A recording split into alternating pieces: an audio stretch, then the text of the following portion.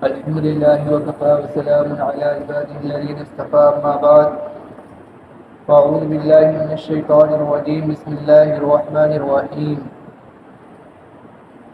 والضحى والليل إذا سجى ما ودعك ربك وما قلى وللآخرة خير لك من الأولى ولسوف يعطيك ربك فترضى صدق الله العلي العظيم.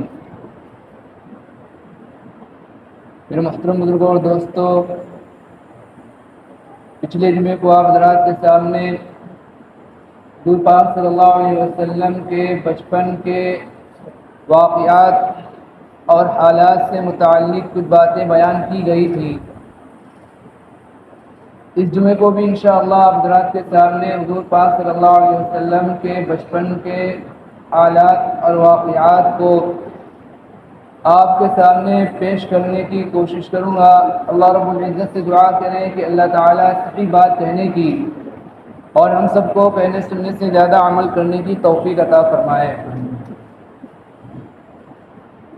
جیسے کہ ہم اور آپ کو معلوم ہے کہ حضور پاک صلی اللہ علیہ وسلم کی پیدائش سے پہلے ہی آپ صلی اللہ علیہ وسلم کے والد کا، آپ صلی اللہ علیہ وسلم کے ابا جان کا انتقال ہو چکا تھا. گویا کہ حضور پاک صلی اللہ علیہ وسلم یتیمی کی حالت میں اس دنیا کے اندر تشریف لائے اور بچوں کے متعلق عرب کے یہاں اس وقت یہ دستور تھا کہ جب بچے کی پیدائش ہوتی تھی تو عرب والے بچوں کو دیہات کے اندر، دیہات میں، گاؤں میں بھیج دیتے تاکہ گاؤں دیہات کی صاف و شفاف ہوا میں ان کی پرورش ہو، ان کی نشو و نما ہو اور اصلی عربی زبان وہ سیکھ سکیں. اس لیے کہ اس وقت جو اصلی عربی زبان جو گاؤں کے اندر، دیہات کے اندر پائی جاتی تھی، اسی وجہ سے گاؤں دیہات سے عورتیں آتی تھیں اور بچوں کو لے کر جاتی تھی اور خاندان والے، بچے کے گھر والے ان عورتوں کو ان کی خدمت دیا کرتے تھے. قبیلے بنو سعد کی عورتیں بھی ہر سال آتی تھیں. جس سال حضور پاک صلی اللہ علیہ وسلم کی پیدائش ہوئی، آپ صلی اللہ علیہ وسلم کی ولادت ہوئی، حسب معمول قبیلے بنو سعد کی عورتیں بھی آئیں، بچوں کے لینے کے لیے آئیں. لیکن جو عورتیں حضور پاک صلی اللہ علیہ وسلم کو دیکھتی اور جب انہیں معلوم ہوتا کہ آپ کے والد موجود نہیں ہے، آپ کے ابا وفات پا چکے ہیں، تو وہ عورتیں حضور پاک صلی اللہ علیہ وسلم کو یہ کہہ کر چھوڑ دیتی کہ جب ان کے باپ موجود نہیں، ان کے والد موجود نہیں ہے تو ہماری خدمت کون دے گا. انہی قبیلے بنو سعد کی عورتوں میں سے ایک انتہائی خوش نصیب، سعادت مند عورت حضرت دائی حلیمہ تھی. اللہ تعالیٰ نے حضرت دائی حلیمہ کی قسمت میں حضور پاک صلی اللہ علیہ وسلم کی خدمت کو اللہ تعالیٰ نے حضرت دائی حلیمہ کی قسمت میں بھی رکھا تھا. چنانچہ حضرت دائی حلیمہ حضور پاک صلی اللہ علیہ وسلم کو اپنے ساتھ جو اپنے قبیلے لے کر آئیں. جب حضور پاک صلی اللہ علیہ وسلم حضرت دائی حلیمہ کے پاس آئے تو حضرت دائی حلیمہ نے اللہ تعالیٰ کی عجیب و غریب رحمتوں کا، برکتوں کا نظارہ دیکھا. اللہ تعالیٰ کی عجیب و غریب رحمتوں کا، برکتوں کا اپنی آنکھوں سے نظارہ دیکھا، مشاہدہ کیا. جب دودھ پینے کی مدت مکمل ہو گئی، مدت رضاعت جو پوری ہو گئی، 2 سال مکمل ہو گئے اور حضرت دائی حلیمہ حضور پاک صلی اللہ علیہ وسلم کو واپس مکہ مکرمہ حضور پاک صلی اللہ علیہ وسلم کی والدہ حضرت آمنہ کے پاس لے کر آئیں.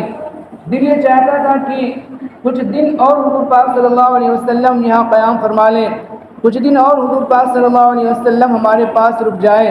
اس لیے کہ انہوں نے آپ صلی اللہ علیہ وسلم کی وجہ سے اللہ تعالیٰ کی عجیب و غریب رحمتوں کا، اللہ تعالیٰ کی برکتوں کا اپنی آنکھوں سے نظارہ کیا تھا.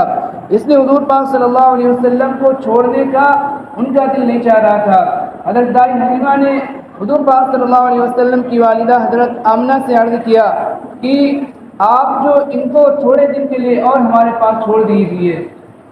حضرت آمنہ نے کہا کہ یہ جو میرا بچہ ہے اللہ تعالیٰ نے اس کی عجیب و غریب شان رکھی ہے۔ پھر حضرت آمنہ نے بھی تھوڑے دن رہنے کی حضور پاک صلی اللہ علیہ وسلم کو اپنے پاس حضرت دائی حلیمہ کے پاس رکنے کی رہنے کی اجازت محمد فرما دی۔ حضور پاک صلی اللہ علیہ وسلم کی عمر تقریباً 4 برس کی ہوگی۔ دوبارہ حضور پاک صلی اللہ علیہ وسلم جو حضرت دائی حلیمہ کے پاس آ گئے۔ حضور پاک صلی اللہ علیہ وسلم کی جو عمر تقریباً 4 برس کی ہوگی، اس وقت ایک واقعہ پیش آیا۔ اس واقعے کی تفصیل یہ کہ حضور پاک صلی اللہ علیہ وسلم قبیلے کے بچوں کے ساتھ بکریاں چرانے گئے۔ آپ صلی اللہ علیہ وسلم جو قبیلے کے بچوں کے ساتھ بکریاں چرانے کے لیے گئے، اچانک سے قبیلے کے 2 بچے حضرت دائی حلیمہ کے پاس دوڑتے ہوئے آتے ہیں، ان سے کہتے ہیں کہ ہمارا جو مکی بھائی ہے ان کو قتل کر دیا گیا۔ 2 آدمی آئے، انہوں نے ان کو لٹایا اور ان کے سینے کو چاک کر دیا۔ اس زمانے میں سینے کو چاک کر دینا یا پیٹ کو چاک کر دینا گویا کہ یہ بات پکی اور یقینی تھی کہ آدمی کا بچنا ناممکن ہے۔ آج ہمارے دور کے اندر اگر سینہ چاک ہو جائے یا پیٹ چاک ہو جائے تو ایک امید آدمی کر سکتا ہے کہ انسان بچ سکتا ہے، لیکن اس زمانے میں اگر آدمی کا سینہ یا پیٹ چاک ہو جاتا تو آدمی کا بچنا گویا کہ بالکل ناممکن ہے۔ تو حضرت دائی حلیمہ اور ان کے شوہر دوڑتے ہوئے آئے اور حضور پاک صلی اللہ علیہ وسلم کو دیکھا کہ ایک طرف سہمے ہوئے کھڑے ہیں۔ ان دونوں نے حضور پاک صلی اللہ علیہ وسلم کو سینے سے لگایا اور ان سے معلوم فرمایا کہ کیا ہوا تھا۔ حضور پاک صلی اللہ علیہ وسلم نے بتلایا کہ 2 شخص آئے تھے، 2 آدمی آئے تھے، انہوں نے مجھے لٹایا، میرے سینے کو چاک کیا، اس میں سے دل کو نکالا، دل کو چاک کیا، دل کو زمزم سے دھویا اور دل کے اندر ایک ٹکڑا تھا اس کو نکال کر الگ کر دیا اور کہا کہ یہ شیطان کا حصہ ہے، اور یہ کہا کہ یہ شیطان کا حصہ ہے۔ پھر اس کے بعد انہوں نے دل کو صحیح کر دیا اور سینے میں دل کو رکھ دیا اور سینے کو سی دیا۔ اس واقعے کو شق صدر کہا جاتا ہے۔ سینے کے چاک کرنا، اس واقعے کو کہا جاتا ہے شق صدر۔ اللہ تعالیٰ نے اس واقعے کے اندر اپنی قدرت کا نمونہ دکھلایا ہے کہ بغیر خون نکلے ہوئے، بغیر کسی تکلیف کے، بغیر کسی درد کے اللہ تعالیٰ نے حضور پاک صلی اللہ علیہ وسلم کی شایع نشان ایسا آپریشن کیا جو حضور پاک صلی اللہ علیہ وسلم کی شایع نشان تھا، اور یہ اس وجہ سے ہوا کہ تاکہ آپ صلی اللہ علیہ وسلم ساری عمر جو کیا شیطان کے شر سے محفوظ رہے، پوری زندگی حضور پاک صلی اللہ علیہ وسلم کیا کریں، کیا شیطان کے شر سے محفوظ رہے۔ ہم اور آپ شیطان کے شر سے متاثر ہو سکتے ہیں۔ شیطان کے شر سے متاثر ہو کر ہم اور آپ غلط کام کر سکتے ہیں۔ شیطان کے شر سے متاثر ہو کر زبان سے غلط بات نکل سکتی ہے۔ شیطان کے شر سے متاثر ہو کر ہم غصے میں بے قابو ہو سکتے ہیں، گناہ کے کام کر سکتے ہیں۔ لیکن اللہ تعالیٰ نے انبیاء علیہ السلام کو، اللہ تعالیٰ نے اپنے پیغمبروں کو، اپنے رسولوں کو ان تمام باتوں سے کیا رکھا تھا، محفوظ رکھا اللہ تعالیٰ نے۔ حضور پاک صلی اللہ علیہ وسلم نے ارشاد فرمایا، حدیث پاک کے اندر آتا ہے، حضور پاک صلی اللہ علیہ وسلم نے ارشاد فرمایا کہ آدمی جب پیدا ہوتا ہے تو اس کے ساتھ ایک شیطان بھی پیدا ہوتا ہے، اور اس شیطان کو ہمزاد کہا جاتا ہے۔ صحابہ نے عرض کیا رسول اللہ صلی اللہ علیہ وسلم کہ آپ کے ساتھ بھی ایسا معاملہ ہوا؟ حضور پاک صلی اللہ علیہ وسلم نے فرمایا کہ ہاں میرے ساتھ بھی ایسا معاملہ ہوا، البتہ میرے ساتھ جو شیطان پیدا ہوا تھا وہ مسلمان ہو گیا۔ اور ایک روایت کے اندر، ایک حدیث کے اندر آتا ہے کہ اللہ تعالیٰ نے مجھے جو اس شیطان کے شر سے ہمیشہ کے لیے کیا کر دیا، محفوظ کر دیا۔ تو جو یہ واقعہ جو پیش آیا حضور پاک صلی اللہ علیہ وسلم کے ساتھ سینے کے چاک کرنے کا، اس واقعے کو شق صدر واقعہ کہا جاتا ہے۔ بعض روایتوں کے اندر آتا ہے کہ حضور پاک صلی اللہ علیہ وسلم پر جب پہلی وحی نازل ہوئی، آپ صلی اللہ علیہ وسلم پر جب پہلی مرتبہ قرآن اترا تو اس وقت بھی یہ واقعہ پیش آیا۔ اور جب حضور پاک صلی اللہ علیہ وسلم معراج میں تشریف لے کر گئے تھے تو آپ صلی اللہ علیہ وسلم کے ساتھ اس وقت بھی یہ واقعہ پیش آیا کہ آپ کے سینے کو چاک کیا گیا اور پھر آپ کے دل کو زمزم سے دھو کر آپ کے دل کو علم اور حکمت سے بھر دیا گیا۔ تو الغرض بھی یہ واقعہ پیش آیا حضرت دائی حلیمہ کے یہاں جو حضور پاک صلی اللہ علیہ وسلم کے ساتھ یہ شق صدر کا جو واقعہ پیش آیا تو حضرت دائی حلیمہ نے جب یہ واقعہ سنا تو حضرت دائی حلیمہ کیا ہو گئی، ڈر گئی، خوف زدہ ہو گئی کہ ایسا نہ ہو کہ حضور پاک صلی اللہ علیہ وسلم کو کچھ ہو جائے۔ اس لیے حضور پاک صلی اللہ علیہ وسلم کو لے کر مکہ مکرمہ ان کی والدہ حضرت آمنہ کے پاس لے کر آئیں۔ حضرت آمنہ نے ان سے دریافت کیا کہ آپ تو بچے کو جب لے کر گئی تھی تو بڑے شوق کے ساتھ لے کر گئی تھی، آپ جو بچے کو لے کر گئی تھی بڑے شوق کے ساتھ لے کر گئی تھی، اتنی جلدی واپس کیسے لے آئی؟ تو حضرت دائی حلیمہ نے پورا واقعہ بیان فرمایا۔ حضرت آمنہ نے جب واقعہ سنا تو ان کو کوئی ڈر اور کوئی خوف نہیں ہوا۔ انہوں نے کہا کہ جب یہ بچہ پیدا ہوا تھا تو اس وقت ایک نور میں نے دیکھا تھا اور اس نور سے بصرہ کا پورا علاقہ کیا ہو گیا تھا، منور ہو گیا تھا، روشن ہو گیا تھا۔ آپ خوف نہ کریں، اللہ تعالیٰ نے اس بچے کو شیطان کے شر سے محفوظ رکھا ہے، شیطان کا اس کے اوپر کوئی اثر نہیں ہوگا۔ پھر حضرت دائی حلیمہ جو حضور پاک صلی اللہ علیہ وسلم کو ان کی والدہ حضرت آمنہ کے حوالے سپرد کر کے واپس چلی گئی۔ حضور پاک صلی اللہ علیہ وسلم کی عمر جو ابھی 4 برس کی تھی، پھر اس کے بعد حضور پاک صلی اللہ علیہ وسلم اپنی والدہ حضرت آمنہ کے ساتھ 2 برس تک رہے۔ آپ صلی اللہ علیہ وسلم کی جب عمر جو 6 سال کی ہو گئی، آپ صلی اللہ علیہ وسلم جب 6 برس کے ہو گئے، حضرت آمنہ مدینہ منورہ جانے کے لیے تیار تھی۔ مدینہ منورہ کا ان کا ارادہ بنا، اس لیے کہ مدینہ منورہ میں ان کا ننیالی خاندان آباد تھا۔ حضرت آمنہ کا ننیالی خاندان جو مدینہ منورہ میں آباد تھا، اس لیے انہوں نے مدینہ منورہ جانے کا ارادہ کیا اور اپنے ساتھ حضور پاک صلی اللہ علیہ وسلم کو بھی مدینہ منورہ لے گئیں اور وہاں تقریباً 1 مہینہ قیام فرمایا۔ حضور پاک صلی اللہ علیہ وسلم نے بھی آپ کے ساتھ حضرت آمنہ کے ساتھ وہاں قیام فرمایا اور وہاں قیام کے دوران میں حضرت آمنہ کی جو طبیعت کیا ہو گئی، خراب ہو گئی، طبیعت بگڑنے لگی۔ چنانچہ انہوں نے واپسی کا ارادہ کیا۔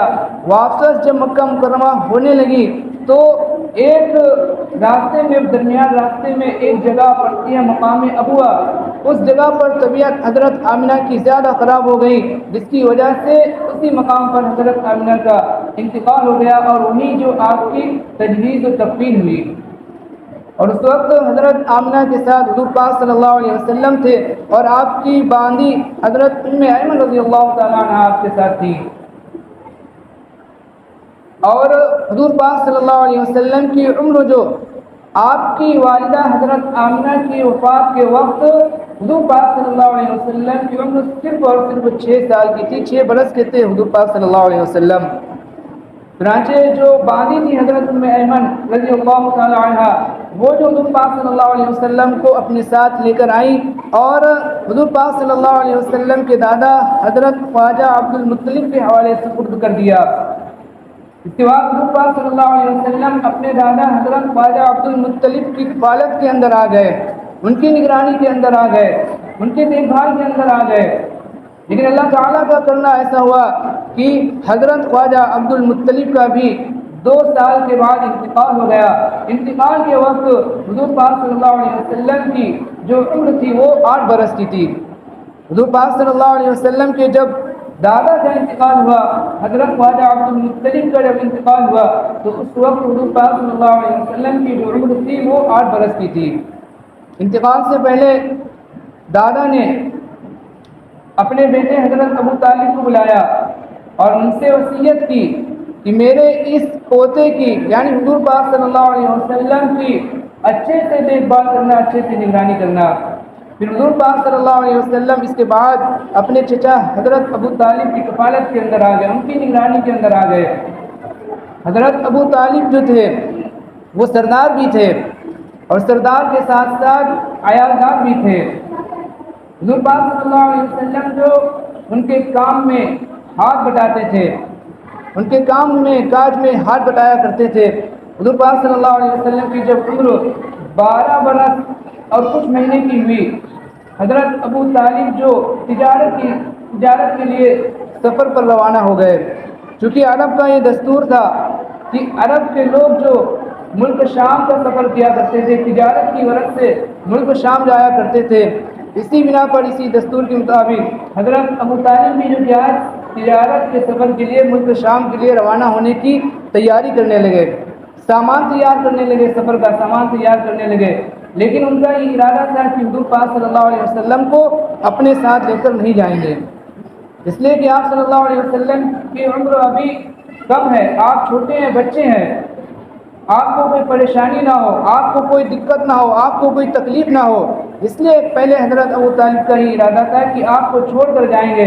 لیکن جب حضور پاک صلی اللہ علیہ وسلم کو پتہ چلا کہ چچا جو سفر پر جا رہے ہیں، تجارت کے سفر پر جا رہے ہیں، تو حضور پاک صلی اللہ علیہ وسلم کو صدمہ ہوا، رنج ہوا، اور آپ صلی اللہ علیہ وسلم کی آنکھوں سے آنسو جاری ہو گئے۔ جب چچا حضرت ابو طالب نے آپ کو دیکھا کہ آپ کی آنکھوں سے آنسو جاری ہے، آپ کو تکلیف ہو رہی ہے، آپ کو رنج ہو رہا ہے، تو حضور پاک صلی اللہ علیہ وسلم کو بھی اپنے ساتھ سفر پر لے لیا۔ سفر پر حضور پاک صلی اللہ علیہ وسلم کو بھی اپنے ساتھ سفر میں لے لیا۔ سفر میں ایک جگہ پڑتی تھی مقام بصرہ، وہاں ایک راہب رہتا تھا۔ وہ راہب مستقل برابر کیا کرتا تھا، عبادت کے اندر لگا رہتا تھا، نہ کسی سے ملنا تھا، نہ کسی سے بات کرنا، نہ کسی سے ملاقات کرنا، صرف اور صرف عبادت کے اندر مشغول رہتا تھا۔ کسی سے کوئی بھی قافلہ گزرتا تھا، کوئی بھی گزرتا تھا، کسی سے کوئی ملاقات نہیں، کوئی بات چیت نہیں، صرف اپنے کام سے کام عبادت کے اندر مشغول رہتا تھا۔ لیکن جب حضور پاک صلی اللہ علیہ وسلم کا قافلہ اس جگہ پر پہنچا تو وہ راہب جو اپنی عبادت گاہ سے نکلا اور قافلے کے لوگوں کو دیکھنے لگا، دھیان سے بڑی غور سے قافلے کے لوگوں کو دیکھنے لگا۔ دیکھتے دیکھتے اس کی نظر جو حضور پاک صلی اللہ علیہ وسلم پر پڑی اور آپ صلی اللہ علیہ وسلم کو اور بھی زیادہ گہری نظر کے ساتھ دیکھنے لگا۔ لوگوں نے جب اس راہب کی یہ عادت دیکھی، یہ طریقہ دیکھا اس راہب کا، تو لوگوں نے اس سے کہا کہ آپ کی تو یہ عادت نہیں تھی، آپ کا تو یہ طریقہ نہیں تھا، آپ تو عبادت کے اندر مشغول رہتے تھے، نہ کسی سے ملنا، نہ ملاقات کرنا، پھر اس طرح آپ کا معاملہ کیوں ہوا؟ تو اس راہب نے کہا کہ یہ صاحبزادے جو ہیں، یہ صاحبزادے یہ سارے عالم کے سردار ہیں، اللہ تعالیٰ ان کو جو رسول بنانے والا ہے، آگے چل کر اللہ تعالیٰ ان کو رسول بنائیں گے، اور یہ سارے عالم کے لیے رحمت عالم ہے، اللہ تعالیٰ ان کو سارے عالم کا رحمت بنائیں گے، رحمت للعالمین بنائیں گے۔ پھر اس صاحب نے کہا کہ اس کی علامت یہ ہے کہ جب جہاں سے یہ گزرتے ہیں تو شجر و حجر، درخت اور پتھر یہ کیا ہے، ان کو سجدہ کرتے ہیں جہاں سے یہ گزرتے ہیں، اور ایک بادل جو ان کے اوپر سایہ کیا رہتا ہے، اور ان کے شانے پر مہر نبوت ہے۔ یہ اس بات کی علامت ہے کہ یہ جو اللہ تعالیٰ کے نبی اور رسول ہیں، یہ تمام عالم کی کیا ہے، یہ سردار ہیں۔ پھر اس راہب نے کہا لوگوں سے کہ ان کے کفیل کون ہیں، ان کے ذمہ دار کون ہیں؟ لوگوں نے کہا کہ ابو طالب ہیں۔ اس راہب نے حضرت ابو طالب سے ملاقات کی اور ان سے کہا کہ ان کو آگے لے کر نہ جائیں، اس لیے کہ آگے یہودی لوگ آباد ہیں، اور یہودی لوگ یہ چاہتے تھے، ان کا یہ یقین تھا کہ آخری جب نبی جو آئیں گے وہ بنو اسرائیل میں آئیں گے، بنی اسرائیل کے اندر آئیں گے، لیکن آخری نبی جو آئے وہ بنی اسماعیل کے اندر آئے ہیں، اس لیے حسد اور بغض اور دشمنی کی وجہ سے ان کو تکلیف نہ پہنچائیں، اس لیے میرا یہ مشورہ ہے کہ آپ ان کو واپس گھر بھیج دیں۔ چنانچہ حضرت ابو طالب نے حضور پاک صلی اللہ علیہ وسلم کو ایک شخص کے ساتھ آپ صلی اللہ علیہ وسلم کو ایک شخص کے ساتھ واپس آپ کو گھر روانہ کر دیا۔ اور بھی بچپن کے اندر حضور پاک صلی اللہ علیہ وسلم کے واقعات پیش آئے، جس طرح ایک اور واقعہ پیش آیا حرب الفجار کا، حلف الفضول کا، اسی طرح دوسرا سفر کا واقعہ پیش آیا، یہ آپ صلی اللہ علیہ وسلم کا پہلے سفر کا واقعہ ہے۔ پھر آپ صلی اللہ علیہ وسلم کا نکاح کا واقعہ 25 سال کی عمر میں پیش آیا۔ وقت ہو گیا ہے، اپنی بات کو یہ پاس ختم کر رہا ہوں۔ اللہ تعالیٰ سے دعا کریں کہ اللہ تعالیٰ ہم سب کو سچی پکی حضور پاک صلی اللہ علیہ وسلم کی محبت کرنے والا بنائے۔ آمین۔